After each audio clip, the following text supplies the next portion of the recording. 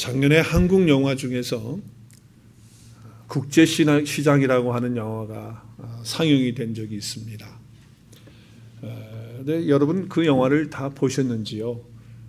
사람들이 하도 국제시장 그래서 저도 그 시장을 봤습니다. 봤는데 참 눈물이 많이 나오는, 또 눈물을 많이 자아내는 그런 영화다라고 하는 생각을 하게 됐습니다. 꽃분이네 가정 이야기잖아요, 그죠? 한 가족의 이야기인데, 저는 그 6.25 전쟁 시대에 또 그 이후에 직후에 살던 사람이 아니고 또 그것을 겪은 사람이 아니기 때문에 그 시대의 이야기를 듣고 그냥 자란 사람입니다. 보고 경험한 건 없고 그냥 할아버지 할머니 또 아버지 어머니 또 그 시대의 우리 전 선배님들의 이야기를 통해서 듣기는 했지만 잘 사실 모르는 거죠. 그런데 그 영화를 보면서 어느 정도 좀 실감이 된다라고 하는 것을 느끼게 되었습니다. 사실 우리 부모님 세대 또 우리 할아버지 세대, 할머니 세대는 직접적으로 겪으신 세대니까 정말 험악한 세월 또 정말 힘든 그런 세상의 길을 살았다라고 하는 것을 알 수가 있죠. 정말 전쟁 후에 또 피난을 하면서 그리고 나라가 정말 폐허가 된 그런 상황 속에서 나라를 재건하고 또 가정을 재건하면서 힘들고 어렵고 또 많은 희생을 하는 그런 것들을 우리가 볼 수 있었습니다. 어떻게 보면 허벌판에다가 담을 쌓고 그리고 허벌판에다가 집을 짓는 그런 것 같은 인생을 사신 것이죠. 국제시장을 보면서 가만히 느끼는 것이 그 주인공 그분이 정말 자기 자신의 삶은 없는 거예요. 그죠? 아버지가 자기에게 이야기했던 그것을 마음에 담고 자기 동생들과 또 자녀들과 형제들과 식구들을 위해서 또 앞으로 태어날 손자를 위해서 정말 자기의 그런 희생 또 그런 고생 또 그런 땀을 흘리는 것을 그 영화를 통해서 보게 됩니다. 사실 그분들의 그와 같은 노력과 희생과 고난이 있었기 때문에 대한민국이 있게 되었다라고 하는 그런 느낌도 그 영화를 보면서 들게 되더라고요. 그리고 지금 우리들이 그 혜택을 누리고 있다라고 하는 생각을 하게 되었습니다. 그렇기 때문에 우리 2세들, 3세들, 저를 포함해서 우리 모두들은 사실 우리 어르신분들 있죠. 우리 선배들, 부모님들에 대해서 조금 부족한 것이 있고 또 우리 수준에 좀 미달되어지고 우리 마음에 좀 들지 않는 것들이 있다 할지라도 비판하거나 손가락질을 하기 전에 먼저 그분들에 대한 감사하는 마음과 또 그분들의 노고와 수고를 인정할 수 있는 그런 저희들이 되어야 될 줄로 생각이 됩니다. 그렇게 되어야 됩니다. 참 그래요. 우리 부모님 세대에는 우리보다 모르는 게 많으시죠. 그럼에도 불구하고 정말 우리 조국 대한민국과 우리 가정을 위해서 희생하고 눈물을 흘리고 땀을 흘리셨기 때문에 지금 우리가 있는 것 아니겠느냐라고 하는 거예요. 근데 요즘 젊은이들은 어때요? 요즘 젊은이들은 자기 자신들이 뭐 하늘에서 뚝 떨어진 사람처럼 생각을 하는 거예요. 그래서 이 좋은 대한민국에 또 이 좋은 세상에 내가 그냥 저절로 나서 이런 좋은 환경이 다 나 때문에 주어졌다고 착각하면서 살아가는 거예요. 과거를 자꾸 부정하려고 해요. 그렇지 않아요. 과거에 그런 아픔과 고통과 땀이 있었기 때문에 지금 현재가 있다라고 하는 것을 우리 젊은이들은 기억해야 될 줄로 믿습니다. 그걸 알아야 돼요. 그러니까 우리가 그 기성세대에 대해서 어떤 자꾸 뭐 비리 집단이라든지 저렇게 하시니까 안 된다든지 그렇게 말하기 전에 먼저 감사할 수 있는 마음 또 인정할 수 있는 마음이 우리 가운데 있고 또 본받아야 될 점들이 많아요. 정말 자기를 희생하는 그런 부분들에 대해서 우리 전 세대들을 볼 때 그렇잖아요. 우리가 그런 부분에 대해서 본을 받아야 되는 것입니다. 오늘 느헤미야서 12장을 우리가 쭉 다 읽어야 되는데 1절부터 47절까지. 근데 오늘 1절부터 26절까지 보면 사람들의 명단이 쭉 나옵니다. 정말 읽기 힘듭니다. 이 발음이 잘 안 됩니다. 근데 이 사람들이 쭉 나오는데 이 명단에 있는 사람들은 뭐 하는 사람들이에요? 누굽니까? 오늘 1절에 보니까 오늘 말씀 1절을 또 봐야 되겠네요. 뭐 하는 사람들입니까? 네, 제사장과 또 레위 사람들이네. 제사장과 레위 사람들이에요. 또 저 뒤에 가서 12절 13절에 보니까 거기도 보니까 여호야김 때에 제사장 가문의 족장들이에요. 그러니까 그 후손들입니다.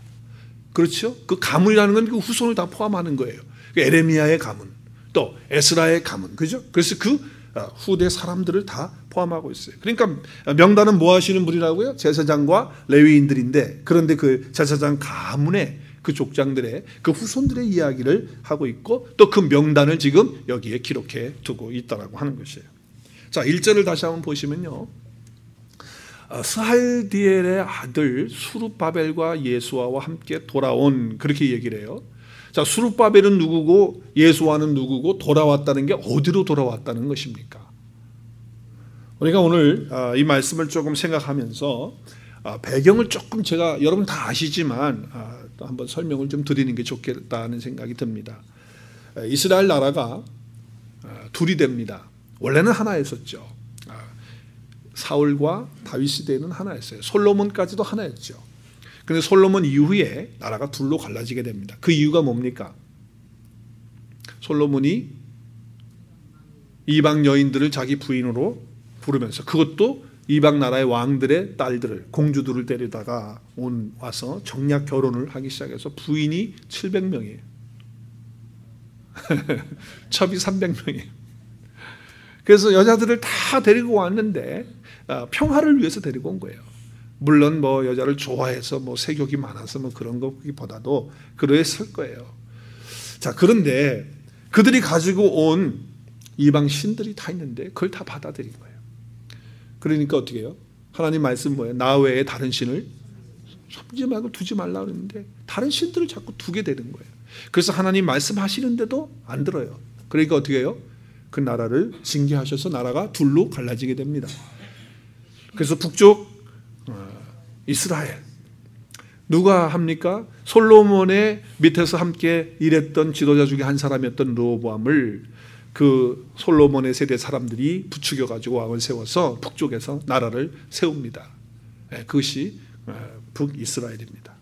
그리고 남쪽에 유다는 예루살렘을 중심으로 해서 솔로몬의 아들 르호보암이 왕이 됩니다. 그래서 나라를 다스리면서 유다라고 이름을 짓게 됩니다. 자, 그래서 두 나라가 돼가지고 가는데 하나님이 징계였거든요. 그럼에도 불구하고 계속 말을 안 들어요. 그래 하나님이 선지자들을 그때 엄청나게 많이 보냅니다. 북쪽 이스라엘에, 남쪽 유다에 보냅니다. 그래서 회개하라고, 그 신들을 다 버리고 여호와 하나님만 섬기고 하나님만 사랑하라고. 그런데 어떻게 합니까? 말을 들어요? 안 듣고 여전히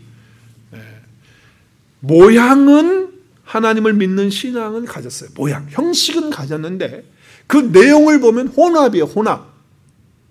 섞인 거예요. 하나님도 있고 다른 신들도 있고 막 섞여가지고 있는 신앙을 가지고 있었던 거예요. 그래서 하나님이 할 수 없어서 먼저 북쪽 이스라엘을 아수르라고 하는 나라를 들어가지고 멸망을 시킵니다. 본을 보여준 거죠. 정신 차리라고. 말을 안 들으니까 하나님이 심판하신 거예요. 그러면은 남쪽 유다가 정신을 차리고, 야, 우리 북쪽 형제가 저렇게 됐으니까 우리는 이제 하나님만 섬기자, 이러면 얼마나 좋겠어요? 그런데 유다도 마찬가지예요. 그래서 하나님이 어떻게 해요? 북쪽은 722년에, 남쪽은 주전 586년에 바벨론이라고 하는 나라를 들어가지고서 멸망시켜버리고 예루살렘 완전 폐허가 시키고, 그리고 포로로 다 끌고 가는 그런 비참한 삶이 되어진 거예요. 자, 이런 상황 속에서 국제 경황이 어떻게 됐냐? 바벨론이 그렇게 막강했던 나라였는데 갑자기 바벨론이 쇠약해지면서 페르시아라고 하는 나라가 바사와 함께, 메대죠, 메대 바사가 함께 나라가 합쳐지면서 힘을 얻습니다. 그래가지고 어떻게 하느냐? 바벨론을 칩니다. 바벨론이 멸망을 해요. 페르시아에 의해서. 그래서 이제 페르시아는요, 세계를 다 제패하고, 그리고 바벨론이 식민지화했던 그 모든 나라들을 다 페르시아가 갖게 된 것입니다. 자, 그런데 바벨론은 강경 정책을 써가지고 포로들에게 일을 시키고 힘들게 하고 자기 나라에 못 가게 하고 그랬어요.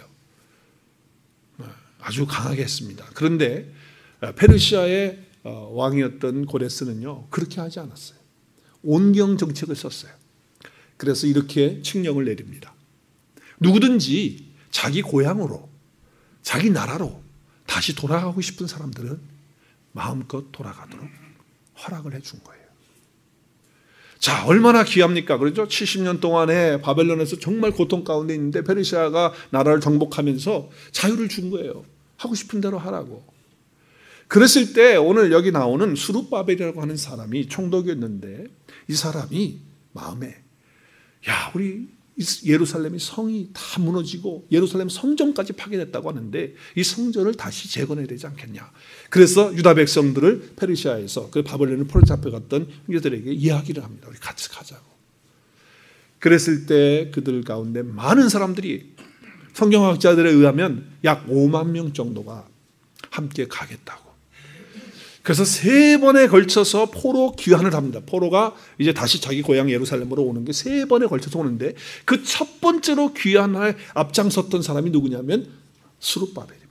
그리고 그 옆에서 함께 보좌했던 사람이 예수아예요. 오늘 나오는. 그리고 5만 명이라고 하는 많은 유대인들이 다 함께 예루살렘 성전을 재건하겠다고 귀환을 한 거예요. 지금 그 이야기를 하는 겁니다. 그리고 두 번째 귀환은 성전이 다 재건됐다는 얘기를 듣고 학자였고 제사장이었던 에스라가 하나님의 말씀을 그곳에 선포해야 된다. 영적으로 이제 그들을 키워야 된다. 영적으로 세워야 된다라고 하는 그런 마음 때문에 나하고 같이 예루살렘에 가서 하나님의 말씀을 선포하고 함께 영적 부흥을 일으키고 싶은 사람들이 있으면 같이 가자. 그래서 또 사람들을 모아서 2차 포로 귀환으로 에스라가 앞장서서 함께 또 만여 명이 되는 사람들이 함께 오게 되는 거예요. 그 2차 포로 귀환입니다. 그리고 이제 3차 귀환은 느헤미야를 통해서 하게 되는데 느헤미야가 성전도 있고 사람들도 다 와 있는데 성벽이 다 무너졌다는 얘기를 듣고 그때 당시에 왕이었던 아닥사스다 왕에게 자기가 술 맡은 관원이니까 그래서 우리가 공부한 대로 지금 말씀 들은 대로 그렇죠? 그래서 사람들을 모아서 우리 성벽을 재건하러 가자. 그래서 느헤미야가 앞장서 가지고 사람들을 모아서 귀환한 것이 3번째 귀환입니다. 그때도 많은 사람들이 함께 귀환을 했어요. 첫 번째 스룹바벨이 함께 귀환했던 때하고 지금 느헤미야가 포로 귀환할 때는 92년이라고 하는 세월이 흘렀습니다. 92년이라는 세월이. 그래서 이제 그렇게 많은 세월 가운데서 있었던 것입니다. 그러니까 오늘 말씀 1절에 보면 스룹바벨과 예수아와 함께 어디로 돌아온 것입니까? 예루살렘으로 돌아온 것입니다. 지금 한참 전 얘기를 하는 겁니다. 92년 전 얘기를 하는 거예요. 그러므로 오늘 느헤미야 12장의 이 명단은 1차 포로 귀환 때에 귀환했던 제사장들, 레위인들 그리고 그들의 가문, 후손들을 이야기하고 있는 거예요. 그리고 그걸 다 써놓은 거예요. 왜 이 명단들을 기록했을까요? 왜 성경에다가 이 사람들의 명단을 기록할까요? 여기뿐만 아니라 오늘 우리가 또 느헤미야서 앞에서 사람들 성벽을 재건할 때 일했던 사람들 명단도 나오잖아요. 그죠? 그리고 성경에는 곳곳마다 사람들의 이름이 쫙 나오는 것이 있어요. 족보도 있고 명단들이 나오는데 왜 그렇게 할까요? 왜 하나님께서는 이와 같은 명단을 기록할까요? 왜? 기억하라고. 기억하기 위해서 그러는 거 아니겠습니까? 기억한다는 것은 무엇입니까? 무엇인가 그 기억을 통해서 교훈하기 위해서 기록을 남기는 거죠. 이렇게 뼈아픈 우리가 포로 생활을 하게 되었던 것은 거기에는 이유가 있다. 원인이 있다. 우리는 이렇게 돼서 정말 고통 가운데 있었다. 그러면서 그들이 뭐예요? 다시 돌아오면서 이제는 다시는 우리 후손들이 이와 같은 고통과 포로 생활과 아픔 이런 생활을 하지 않도록 하기 위한 교훈을 남기기 위해서 귀환한 사람들의 이름들을 쫙 쓰고 있지 않겠습니까? 지금 그런 거예요. 지금 1차 포로 귀환 때 귀환한 후손들의 명단에 있는 사람들이 편안한 상태에서 온 사람들입니까? 죽도록 고생하다 온 사람들입니까? 죽도록 고생하다 온 사람들입니다. 엄청나게 고생한 사람들입니다. 무엇을 위해서 이렇게 고생한 사람들입니까? 정말 바벨론에서 포로로 잡혀서 생활했고요. 그리고 또 와서는 뭐 했습니까? 와서는 폐허가 된 자기 고향, 자기 예루살렘 성을 다시 재건하기 위해서 안간힘을 쓰고 희생하고 고생하고 그리고 자기 가정을 다시 일으켜 세우기 위해서 그렇게 땀을 흘리고 희생했던 고생했던 사람들이에요. 마치 국제시장처럼 말이에요. 그 사람들의 이름을 기록됐다는 것은 무슨 뜻이라고요? 기억하기 위한 거예요. 뭘 기억한 거예요? 그들의 신앙, 다시 하나님께로 돌아와서 하나님께 대한 헌신과 하나님께 대한 열정과 하나님께 대한 그 믿음을 너희들도 기억하라. 우리가 그렇게 하지 않으면, 너희들이 그렇게 하지 않으면 우리가 과거에 그렇게 고통받고 포로로 잡혀간 것처럼 또 그렇게 될 것이다. 너희들은 그렇게 살면 안 된다 라고 하는 것을 가르쳐 주는 거예요. 역사를 기억하지 못하는 민족은 미래가 없어요. 역사를 기억할 줄 아는 민족은 미래가 있습니다. 개인의 삶도 마찬가지예요. 과거의 삶들에 대해서 무시하고 말이죠. 그건 아무것도 아니라고 하면 안 돼요. 역사를 생각하고 역사를 볼 줄 아는 사람은 개인의 삶에도 발전이 있더라고요. 그것이 나쁜 역사이든 선한 역사이든지 간에 그것을 잘 기억하고 가르침을 받는, 교훈을 받는 사람들에는 발전이 있다는 거예요. 그런데 여러분, 불행한 것은 뭐냐면 이 세상의 역사들은요, 늘 강자의 몫입니다. 강한 사람들 편에서 모든 역사를 기록해요. 미국의 역사를 보더라도요, 미국이 강했기 때문에 역사를 쓰는 걸 보세요. 뭐 인디안들이 뭐 잘못한 게 있다고, 미국이 다 선하대, 다 좋대, 그렇게 쓰잖아요. 그렇게 가르쳐요, 학교에서 역사를. 강자들의 편에 서서 모든 역사를 쓰는 거예요. 각 나라들이 다 그렇게 씁니다. 그런데 하나님은요, 하나님의 역사를 그렇게 쓰지 않아요. 모든 것을 다 드러내요. 선한 것은 선한 것대로 드러내지만 악한 것은 악한 그 모습 그대로를 다 기록하고 남기고 있다고 하는 거예요. 하나님 편에서만 쓰지 않는다는 거예요. 인간의 더럽고 추한 그런 편에서도 쓰는 거예요. 그럼에도 불구하고 그런 더러운 인간들마저도 하나님께서는 어떻게 불쌍히 여기시고 사랑하셔서 다듬으셔갖고 하나님 나라에 쓰는 일꾼으로 세우시고 함께 일하는 동역자로 만드신다는 거예요. 명단을 쭉 기록하는 것은요, 조상들의 희생과 눈물과 그 땀을 기억하라는 거예요. 왜 이런 일이 있게 됐는지, 우리 후손들은 이제 앞으로 그런 일을 당하지 않기 위해서 역사를 통해서 배워야 된다라고 하는 것을 그 사람들의 명단을 통해서 보여주고 있는 것이죠. 선한 쪽만 얘기하는 것이 아니고 나쁜 쪽도. 그러니까 여러분, 좋은 것만 본받는 게 아니라 사실은요, 나쁜 것들을 보면서도 이렇게 하면 안 된다는 것을 우리가 교훈하고 받을 수 있는 것이죠. 우리 하나님은 이 두 가지의 메시지를 다 우리에게 주시기를 원하시는 거예요. 자, 하나님은 이 기록을 통해서 어떻게 하신다고요? 우리 앞으로 후배들이 선배들의 희생과 눈물과 그 땀을 기억하면서 그 실패를 물려주지 않으려고 했던 것, 그것을 생각하라는 거죠. 그리고 그렇게 살지 않도록, 너희들도 그렇게 살지 않도록 교훈하기 위해. 또 하나의 이유가 있어요. 또 하나의 이유가 오늘 27절부터 47절까지는 성벽을 이제 다 완성했잖아요. 그리고 하나님께 감사하면서 봉헌 예배를 드리는 것이 27절에서부터 마지막 47절까지의 말씀이에요. 축제의 날입니다. 하나님께 감사하는 날입니다. 얼마나 감사합니까? 성벽을 다 재건하고 완성해서 이제 그 안에서 살 수 있도록 그렇게 되었으니까 얼마나 감사한 거예요. 자, 그런데 오늘 1절부터 26절은 사람들의 명단을 쭉 지루하게, 발음도 힘들고 딱딱하게 말이죠, 이렇게 쭉 명단을 쭉 기록하는 이런 것을 볼 때 저는 오늘 본문을 보면서 그랬어요. 아니, 27절 말씀을 1절로 이렇게 바꿨으면 좋겠다. 축제하고 감사하고 이런 게 먼저 나오고, 명단이야 뭐 나중에 쓰든 말든 뒤에다가 붙일 수 있으면 붙이고 말든 말지, 그것보다 더 중요한 것은 지금 축제하고 감사하고 이런 것이 아닐까, 이렇게 생각을 했는데요, 그렇게 하지 않은 거예요. 왜 그랬을까? 우리는 여기서 또 한 가지의 교훈을 배워야 돼요. 또 한 가지의 교훈. 결국 이스라엘 백성들의 실패는, 왜 그들이 실패를 했느냐, 왜 그들이 포로 생활을 하게 됐느냐, 그 이유는 하나님의 사람들을 준비시키지 않았기 때문에 그렇게 됐다는 거예요. 하나님의 사람들로 만들어 놓고 하나님의 사람들이 되도록 그렇게 자기가 먼저 하나님의 사람이 되고, 그리고 후배들과 후손들을 하나님의 자녀들을 하나님이 준비시켜 주신 그런 사람들로 사람을 키우고 하나님의 말씀으로 사람을 길러내야 되는데 그 일을 하지 않았다는 거예요. 그 일을 하지 않았다는 거예요. 그렇기 때문에 지금 어떤 축제보다도, 어떤 것보다도 지금 사람들의 명단을 쭉 이야기하면서 이렇게 하나님의 사람들이 되어질 때에, 이렇게 하나님의 사람들이 세워지게 될 때에 우리는 살 수 있다. 그러니까 사람을 키워라, 사람을 길러내라 라고 하는 교훈을 우리에게 주고 있는 것 같아요. 하나님은 혼자서요 충분히 하나님의 일 다 하실 수 있어요. 그런데 하나님은 사람과 함께 하시길 원해요. 왜? 하나님에게 있어서 하나님의 일의 수단은 사람이니까. 사람을 통해서 하시길 원하십니다. 그래서 하나님의 말씀 안에서 그리스도의 장성한 분량에 이르는 사람들이 되어서 하나님이 원하시는 그런 사람들로 나가는 것이죠. 정말 우리 한국 교회를요 하나님이 축복하셨어요. 저는 아무리 생각해봐도 어떤 민족에도 어떤 나라에도 이런 기독교의 역사를 찾아볼 수가 없습니다. 우리 한국 기독교 역사가 얼마예요?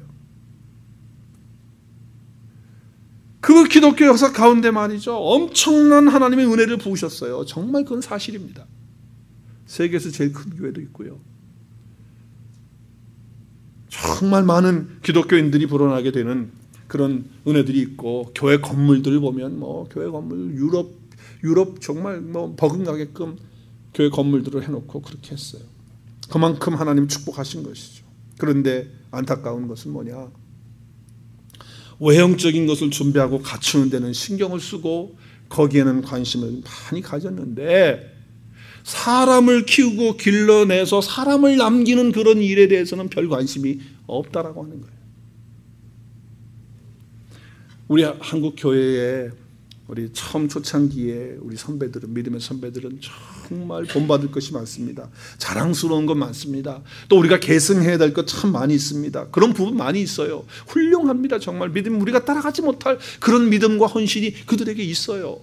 우리는 그것들을 본받고 계승해야 됩니다. 그런데 한 가지 결정적으로 실수를 한 것이 있는데 그것은 사람들을 준비하지 않고 있다는 거예요.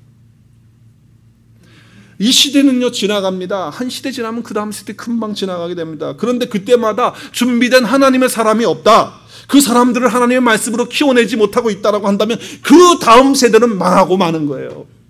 망하는 겁니다. 그러니까 지금 우리는요 사람을 말씀으로 키우고 길러내는 그 근본적인 방향을 바로 잡고 그것으로 전향하지 않으면 우리 한국교회는 소망이 없어요. 만약에 계속해서 이렇게 보여지는 외형적인 것에만 계속 치장을 하고 한다면요 10년 후, 20년 후, 30년 후에는요 불 보듯이 뻔합니다. 오늘 말씀하잖아요. 사람이 문제이지 외형적인 어떤 것이 문제가 되는 것이 아니에요. 그래서 오늘 느헤미야 12장에서 그 전부의 이야기를 시작하면서 사람들의 명단을 이야기하면서 우리가 신앙의 사람들을 이렇게 준비해 놓아야 된다는 메시지를 주고 있는 거예요. 크고 화려한 건물 짓는 것, 그것보다 한 사람을 준비하는 것이 더 소중하다, 더 중요하다. 그런데 이게 결코 쉬운 일이 아니라는 거예요. 왜냐하면요 건물 짓는 것 같은 거 보세요. 눈에 보기에 잘 보입니까? 잘 보이죠. 사람들이 인정해 줍니까? 인정해 주죠. 와, 그 교회 건물, 야, 교회 크대. 와, 그 교회 너무너무 본당이 3,000석이라면서 이거 교육 시스템 거기 건물이 잘 돼 있다면서 그건 눈에 잘 보이니까 사람 다 인정합니다. 그러나 사람을 말씀으로 키우고 길러내고 해서 자라게 하는 것은요 사람 눈에 잘 안 보여요. 참 안 보여요. 왜 안 보일까요? 사람 하나를 말씀으로 그리스도의 장성의 분량에 이르게 하기 위해서는요 아주 길고도 험하고 그리고 멀고 뿐만 아니라 오랫동안 기다려야 되는 그런 필요성이 있기 때문에 그래요. 그리고 참 외롭습니다. 외로워요. 뭘 크게 하고 막 보여지게 하는 그런 것들은요 외롭지 않아요. 그러나 한 사람을 길러내고 한 사람을 키우는 길은요 참 때로는 답답하기도 하고 때로는 참 외롭고 우울하기도 해요. 왜? 힘드니까. 누구 하나 알아주지 않아요. 그래서 사람을 하나님의 말씀으로 온전히 길러낸다는 것은요 그렇게 쉽지 않다는 것이죠. 우리 교회가 하나님이 허락하신 은혜의 재정을 가지고 우리는 구제해야 됩니다. 어렵고 힘든 사람 도와야 돼요. 또 전도해야 됩니다. 선교도 해야지요. 필요에 따라서 건물도 지어야지요. 건물이 무용하다는 말이 절대 아니에요. 그런데 중요한 것은 뭐냐? 사람을 어떻게 말씀으로 길러내고 있는가라고 하는 것을 우리는 늘 점검해야 됩니다. 이것이 중요하다는 거예요. 어떤 사람을 길러내야 되느냐? 오늘 저는 많은 사람들 다 얘기할 수 없어요. 오늘 느헤미야 한 사람만 보더라도 이런 사람을 길러내야 될 것 같아요. 오늘 38절 38절 보면요, 우리 함께 읽겠습니다. 감사 찬송하는 다른 무리는 왼쪽으로 행진하는데 내가 백성의 절반과 더불어 그 뒤를 따라 성벽 위로 가서 화덕 망대 윗길로 성벽 넓은 곳에 이르고. 여기 내가 백성의 절반과 더불어, 여기 내가는 누구예요? 느헤미야를 얘기하고 있어요. 자, 지금 예루살렘 성벽을 재건하고 완성하고 나서 봉헌식을 드리는 그 과정들을 쭉 설명하고 있는데, 거기 이제 그 앞절 37, 36절 다 보면요, 이런 내용입니다. 이스라엘 백성들이 둘로 행렬을 지어가지고 그 성벽으로 향해서 올라가는 거예요. 행진을 하는 거예요, 성벽으로. 그런데 여러분, 우리 그 산발락과 도비아와 이 방해자들이 있었잖아요. 방해자들이 성벽을 질 때 뭐라고 방해했죠? 그렇죠. 그 성벽 접어야 소용없다. 그 성벽 접어야 그거 여우가 올라가도 무너지고 말 거야. 기억나세요? 그렇게 비난거렸거든요. 그런데 지금 누가 올라갑니까? 이스라엘 백성들이요, 두 행진이 돼가지고, 하나는 이 남쪽에서부터 시작해가지고 동쪽에서, 또 하나는 서쪽에서 이렇게 그룹이 돼가지고서 올라오는데, 어디를 행진하냐면 성벽 위를 행진하고 있는 거예요. 동쪽은 올라가는 그 무리는 에스라가 인솔해가지고서 쭉 올라가고 있고요. 그리고 서쪽으로 올라가는 그 무리들은 느헤미야가 쭉 데리고 인솔해서 올라가는 거예요. 어디서 만나느냐? 양문, 양이 들어가는 문, 그 문의 입구에서 만나는 거예요. 그 성벽 위에서. 그래서 거기서 에스라에 의해서 함께 합창을 하면서 하나님께 찬양하고 영광을 돌리면서 이 성벽 봉헌식을 지금 하고 있는 그 장면이에요. 근데 지금 올라갈 때에 느헤미야는 어떻게 올라갔느냐? 맨 앞장선 게 아니에요. 지금 이 성벽을 위해서 제일 수고한 사람이 누굽니까? 느헤미야죠. 누가 칭찬을 제일 많이 받아야 됩니까? 누가 영광을 제일 많이 받아야 돼요? 느헤미야가 받아야죠. 그런데 지금 행진할 때 보면요, 느헤미야는 어디 갑니까? 절반을 지금 인솔해서 가는데 그 맨 뒤에 따라갑니다. 저는 이런 사람을 좀 우리 교회에서 많이 키워냈으면 좋겠어요. 하나님의 일을 할 때는 충성스럽게 열심히 누구보다도 앞장서서 맨 앞에 서서 일하시고요, 영광을 받는 그 자리에서는 뒤로 물러설 수 있는 그런 사람들, 할렐루야. 그런 사람들을 하나님은 기뻐하시고요, 그런 사람들을 통해서 이 시대를 하나님께서 새롭게 하시는 거예요. 얼마나 멋집니까?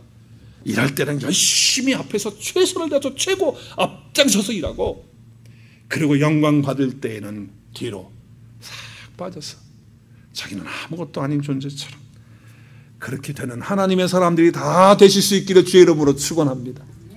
그런 자들이 돼야 돼요. 이런 사람들이 필요한 거예요. 이런 사람들을 키워서 만들어내야 돼. 하나님 말씀 안에서 말이죠. 자, 오늘 26절까지 레위 사람들과 제사장의 명단들, 또 후손들을 쫙 썼다고 그랬어요. 그러고 나서 27절, 28절 보세요. 27절, 28절을 보니까 예루살렘 성벽을 어떻게 한다고요? 이제 봉헌하는 거예요. 자, 명단을 쭉 다 얘기하고서 이제 봉헌하는 그런 자리에 가서 비파를 치고 수금을 치고 즐거이 노래하면서 하나님께 이제 드리는 거예요. 즐거운 마음으로, 기쁜 마음으로. 또 44절에 가보세요. 44절에 가서 보니까 거기도 제사장들과 레위 사람들로 말미암아, 맨 밑에 줄에 보니까 제사장들과 레위 사람들로 말미암아 즐거워하기 때문이다. 지금 제사장들 때문에, 레위인들 때문에 온 백성들이 다 기뻐하고 즐거워하는 그런 축복의 시간이 된 거예요. 자, 오늘 성벽을 재건하여서 하나님께 봉헌하면서, 봉헌의 예배를 드리면서 백성들의 마음속에 잃어버렸던 마음의 즐거움과 기쁨을 회복하고 있는 아름다운 장면을 볼 수가 있습니다. 즐거움과 기쁨의 그 예배를 하나님 앞에 지금 드리고 있는 거예요. 그동안에 얼마나 힘들었습니까? 또 마음에 척척하고 힘들고 어려운 그런 상황의 마음이었는데, 하나님께서 그들에게 함께 해주시고 또 그들에게 즐거움을 허락하셔서 기쁨을 회복하고, 그리고 이제는 정말 기뻐하고 즐거워하는 예배의 자리로, 또 그런 신앙의 삶으로 그들의 삶을 사는 거예요. 이렇게 되면 신앙생활 능력이 있는 거예요. 자, 오늘 느헤미야 12장의 결론은 기쁨과 즐거움의 회복입니다. 하나님 앞에 예배를 드리면서 봉헌을 하면서 기뻐하고 즐거움을 회복하는 거예요. 자, 오늘 여기서요, 우리는 예수님이 하신 말씀을 우리가 잘 귀담아 들어요. 연결을 해서 들어보면요, 자, 우리 요한복음 2장에 보면 이러한 일이 있어요. 요한복음 2장에 보면 예수님께서 이 땅에서 이적을 행하실 때 그 첫 번째로 행하셨던 이적이 있어요. 기억하세요? 결혼식이에요. 갈릴리의 가나라고 하는 도시에서, 동네에서 결혼식이 있었는데 거기 마리아와 예수님이 초대받았어요. 그래서 그 결혼식에 참여하게 됩니다. 그런데 이게 웬일입니까? 사람들이 너무 많이 온 모양이에요. 또 일주일 내내 결혼식을 하니까, 유대 결혼식은 뭐가 떨어졌습니까? 포도주. 여러분, 결혼의 그 축제의 날에 그 기쁨을 표현하고 기쁨을 상징하는 것은 포도주였습니다. 그러니까 그 결혼식의 기쁨을 표현하는 포도주가 떨어졌다는 것은요, 이거는 엄청난 큰 문제가 있는 거예요. 잔치가 중단될 수밖에 없는 그런 상황이라는 거예요. 그때 상황으로 보면. 자, 그런데 그 잔치가 어떻게 회복됩니까? 포도주가 다시 만들어지면서 회복이 되죠. 누가 만드세요? 예수님 만드세요. 자, 그런데 여러분, 예수님이 거기 초대됐는데 예수님의 어머니 마리아가 예수님에게 이렇게 얘기를 해요. 3절 4절, 2장 3절 4절에 보면 뭐예요? 포도주가 떨어졌어요. 그러니까 예수의 어머니가 뭐라고 그래요? 예수님에게 저들에게 포도주가 없다 합니다. 그 무슨 얘기입니까? 당신이 좀 해결해 주세요. 당신이 지금 해결해 주지 않으면 안 됩니다. 지금 그런 얘기 아니에요? 그렇죠? 네. 그래서 사실은 처음에 이렇게 말씀하셨을 때 예수님이 뭐라고 대답하십니까? 4절에 보면. 그렇게 하겠다고 합니까?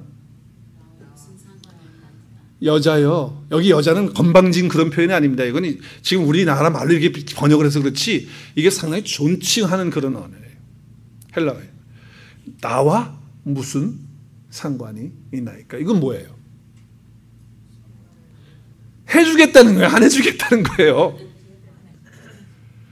안 해주겠다는 거절이에요. 그렇죠? 그거 왜 나하고 관계가 늘고 맺습니까? 아, 포도주 없는 거하고 나하고 무슨 관계냐고. 내가 그걸 왜 만들어주냐고. 그런 뜻이죠. 그러면서 내 때가 아직 이르지 않았다. 이렇게 말씀하셨어요. 그러니까 어머니 마리아의 부탁은 뭐예요? 사실상 포도주 떨어진 것에 대한 그 사건의 해결에 대한 부탁을 하고 있는 거예요. 그런데 예수님이 거절한 것은 나는 그 사건을 해결하기 위해서 여기 온 게 아니다라는 거예요. 그것을 알려주는 거예요. 먼저 알려주는 거예요. 나는 그 일을 위해서 이 땅에 온 게 아니다. 우리 믿는 자들 가운데서도 가만히 보면요, 믿음이 있다고 그러고 신앙이 있다고 그러는데 내 앞에 어떤 어려운 문제나 아픔이나 필요에 대해서 어떤 사건을 해결하는 식으로만 신앙을 가지려고 해요. 그래서 하나님이 자기 종이야. 사실은 하나님이 나의 주인이시고 내가 종이잖아요. 그죠? 근데 그게 바뀌었어. 그래서 하나님, 내가 이런 문제인데 빨리, 여기 똑같아 마리아랑 똑같이 하는 거예요. 이거 문제 있어요. 빨리 해결해 주세요. 거의 명령 수준이죠. 그죠? 그러면 예수님이 예, 알겠습니다. 제가 하겠습니다. 그러죠? 하나님이 나의 주인이란 말이에요.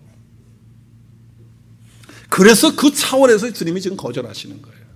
그 차원에서. 그런데 여러분 안 할 것처럼 해놓고선 예수님이 해요, 안 해요? 아니 왜 이랬다 저랬다 하시는 거예요? 예수님은 또 왜 변덕이 죽을 끓이시네 이분.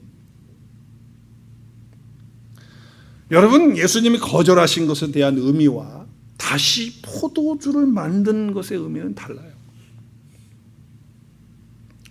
여기 지금 가나 혼인 잔치, 포도주를 지금 물로 포도주를 만들어서 잔치를 다시 기쁘게 만들었단 말이에요.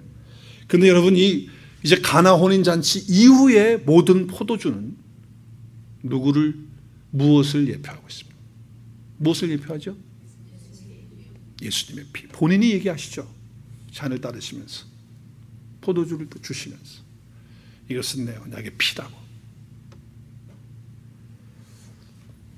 피는 생명과 죽음을 상징하는 거예요. 그러므로 지금 그 혼인잔치의 기쁨을 잃어버리고 즐거움을 잃어버렸어요. 포도주 때문에. 그렇죠?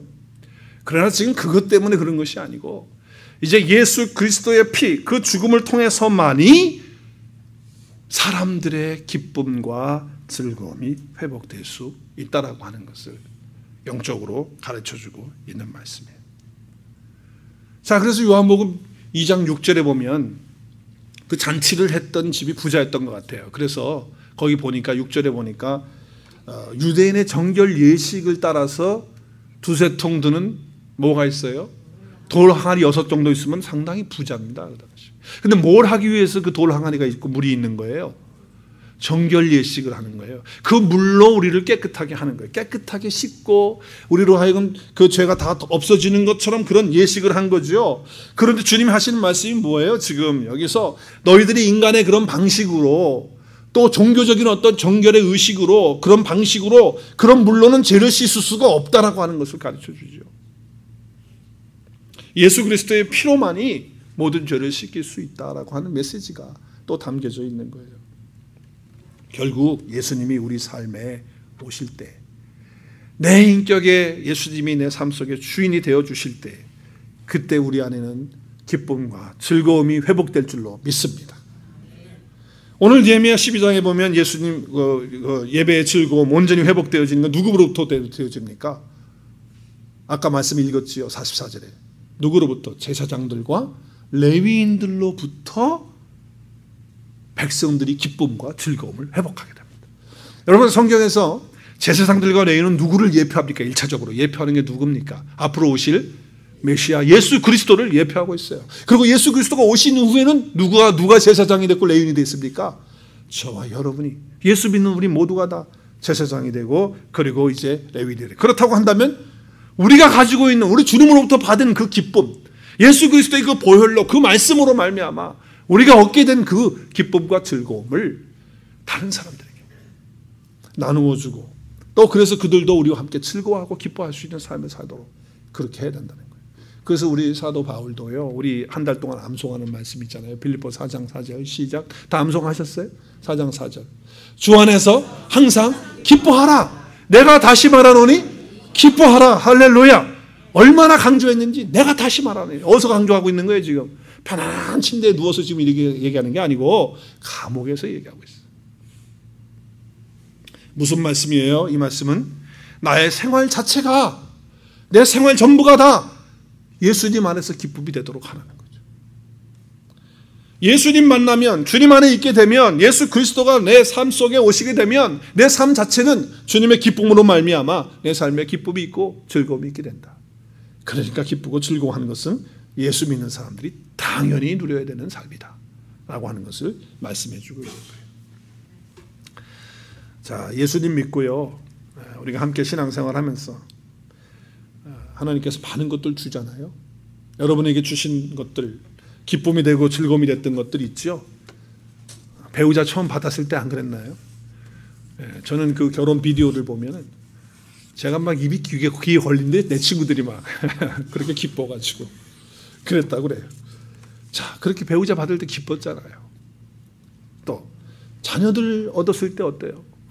나 첫째 낳았을 때 말이죠, 너무 따지고 섭섭하고 뭐 그런 거 다 떠나서 없어요. 너무 좋은 거예요. 또 내 형제들, 또 교회 성도들, 친구들, 또 공부할 수 있는 학교, 또 직장 뭐 이렇게 들어가고 그랬을 때, 또 영주권 받고 시민권 받을 때 막 그때 기뻐. 여러분 안 그러셨어요? 이런 것들 많이 받았잖아요. 그런데 그것들이 진정한 기쁨과 즐거움이 되던가요? 아니, 그렇게 기쁘고 즐거웠던 배우자가 이제 부담이 되는 거야. 감당하기 어려워지는 거야. 아니, 그렇게 귀엽고 기뻐서 좋아했던 내 자녀가 내 속을 팍팍 긁어 놓는 거야.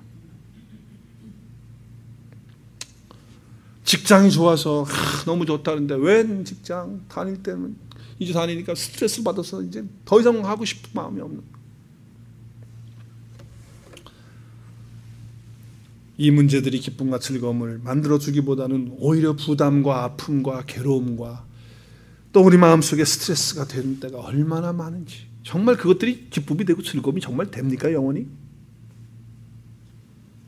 그렇기 때문에 우리 주님께서 말씀하시는 거예요. 주 안에서 항상 기뻐하라. 할렐루야. 자녀들이 속썩여도, 남편이 정말 집안에 또 다른 큰아들이 되어도 항상 기쁜 거예요. 왜? 어디에 있기 때문에? 어디에 있기 때문에? 주 안에 있기 때문에. 되게 기쁜 거예요. 하박국 선지자의 고백을 우리 한번 읽었으면 좋겠습니다. 함께 읽었어요. 큰 소리로 읽겠습니다. 시작. 비록 무화과 나무가 무성하지 못하며 포도나무에 열매가 없으며 감람나무에 소출이 없으며 밭에 먹을 것이 없으며 우리의 양이 없으며 외양간에 소가 없을지라도 큰 소리로 나는 여호와로 말미암아 즐거워하며 나의 구원의 하나님으로 말미암아 기뻐하리로다. 할렐루야. 정말 하나님 한 분으로 예수님 안에 내가 있기 때문에 즐거워하고 기뻐하는 그런 삶이 될 수 있기를 바랍니다. 그런 자들을 키워내는 거예요. 그런 자들을 만드는 거예요.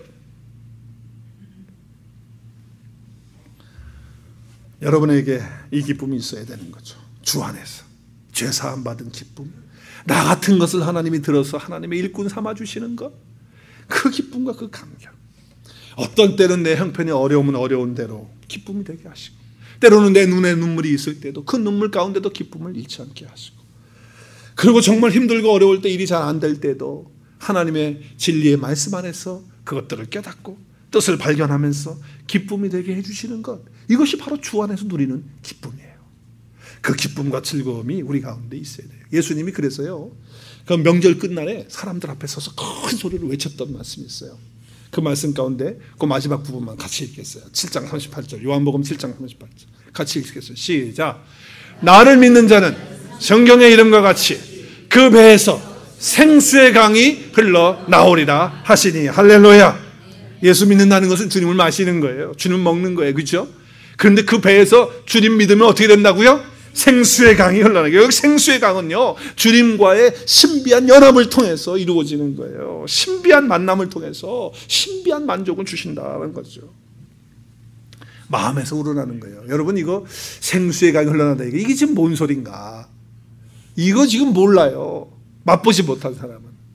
근데 여러분, 정말 내가 예수님 안에서 말씀 깨닫고요, 그 은혜 가운데 있으면 체험하게 되는데, 이 생수의 강이 어떻게 흘러오느냐?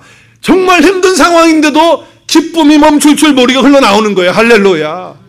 너무 상황이 어려워요. 감당하기 힘들어요. 그런데 그 마음속에 즐거움이 솟아오르는데 어떻게 할 거냐 이 말이에요. 이게 은혜예요. 이게 생수의 강이라고요. 주님 믿는 자들에게, 예수 안에 있는 자들에게, 주님과 신비한 연합을 하고 있는 자들에게 주시는 약속이다. 강물처럼 흐르는 약속이. 나를 믿는 자는 그 배에서, 성경의 이름과 같이 그 배에서 생수의 강이 흘러나는. 그래서 정말 내 삶 자체가 기쁨이요 즐거움이 되는 거예요. 상황이 어떠하든지 간에, 관계가 어떠하든지 간에, 나에게 주어진 것이 있든 없든 간에 주님 안에 있기 때문에, 난 주님 믿기 때문에, 주님과 연합되어 있기 때문에 우리 속에서 생수의 강이 흘러넘쳐서 기쁨과 즐거움과 감격과 평안이 넘치는 그런 주님의 제자의 삶을 살게 될 줄로 믿습니다. 저 여러분 모두가 그렇게 되어서 정말 그런 사람들을 많이 키워내고 만들어내는 그런 아름다운 공동체가 되실 수 있기를 바랍니다. 오늘 느헤미야서 12장에서 우리에게 주시는 말씀입니다. 함께 기도하겠습니다.